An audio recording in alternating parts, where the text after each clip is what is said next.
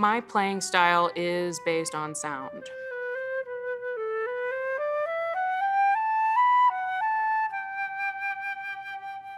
It's all about sound. That was kind of given to me when I was born. My father played sonar drums, and my mom took that and made it my name. My name is Sonora Slocum, and I am principal flute of the Milwaukee Symphony Orchestra.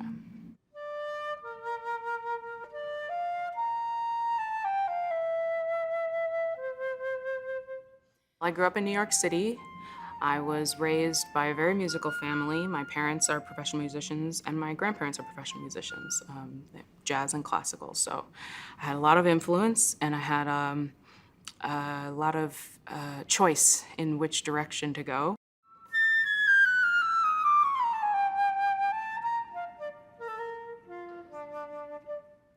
I fell in love with the flute, but it was more a calling. Once I tried it, I was just hooked. I felt like I actually had a good sound on the flute, and I wanted that to be kind of what defined me.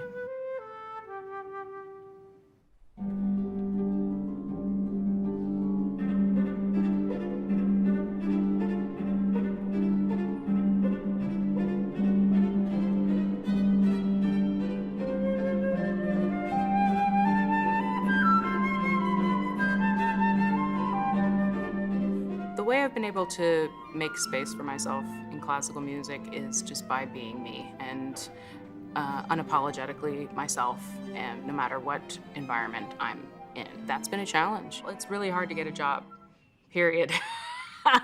Doesn't really matter who you are. It's one of the hardest things you can do. It's a huge triumph if you're able to achieve it, and that's why it's important once you've actually won a job to stay in that place of gratitude and remember how hard it was to get there in the first place. Because there are just very few jobs and lots of musicians, especially for flute. Getting this job was one of the biggest moments of my life. I still remember the day. I remember everything that happened.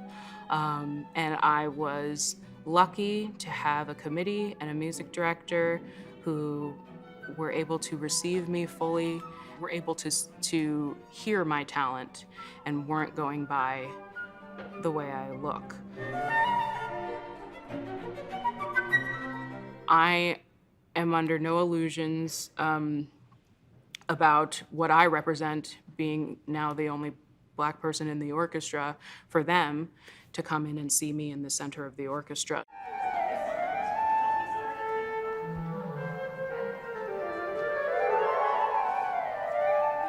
These initiatives, to diversify all of these institutions they're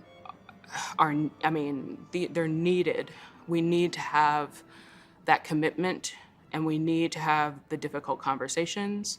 And so myself and the MSO, I have been the voice to kind of offer the perspective that is needed here, and I would encourage anybody else in their institutions to do that as well, because it's really hard for people to understand your experience if they don't experience it.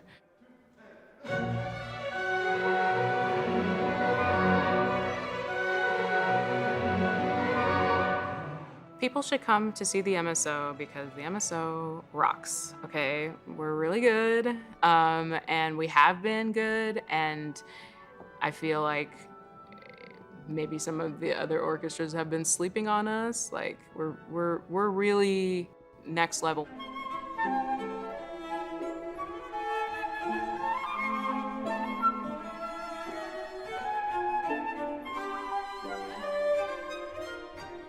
A lot of exciting new composers, new repertoire, new sounds, and also the classics, because we know our audience loves the classics and we do too.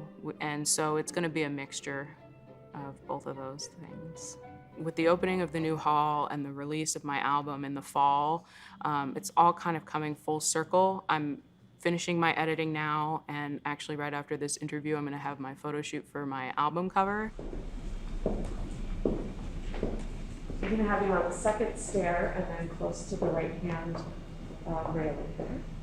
For me, it's a really exciting re-entry time.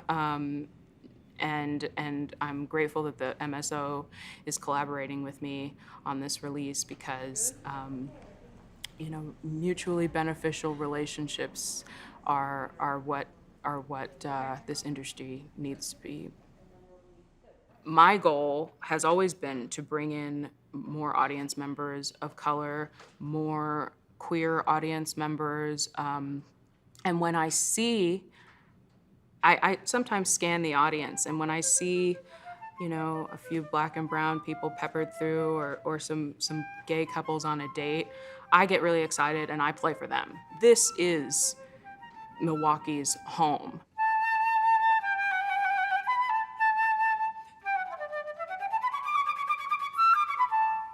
It's for everyone, and we're really trying to emphasize that with everything that we do, with our programming, with our hirings, and we want to bring the city together through music, which is the unifying force in this world.